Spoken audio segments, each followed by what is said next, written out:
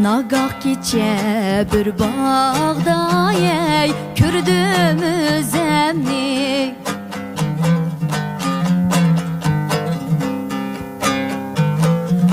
Barça bulbullar turup feryat eyledi, yutturdum ben ağzımdin.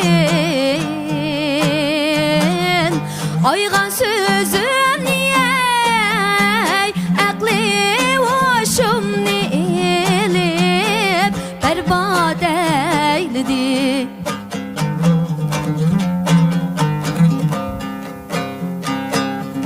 Qapaz içre kürdüm ben ey bir qoş munaqqash.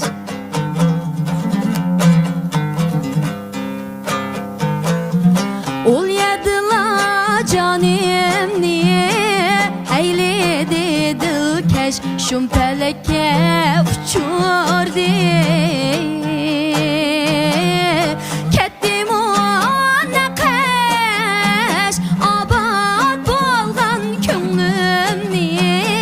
Naşad eyledi.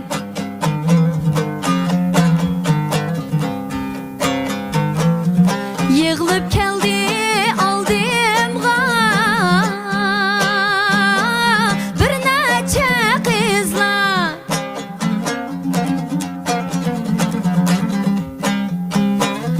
Her biri ay tutinin ay sözünü sözlere.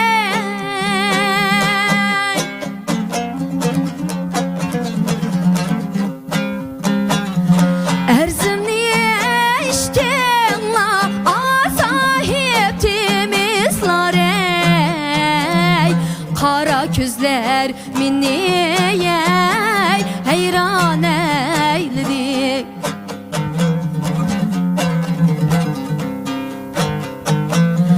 Silkini bey uygandim,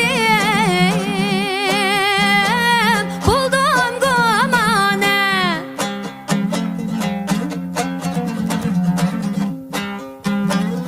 Hicran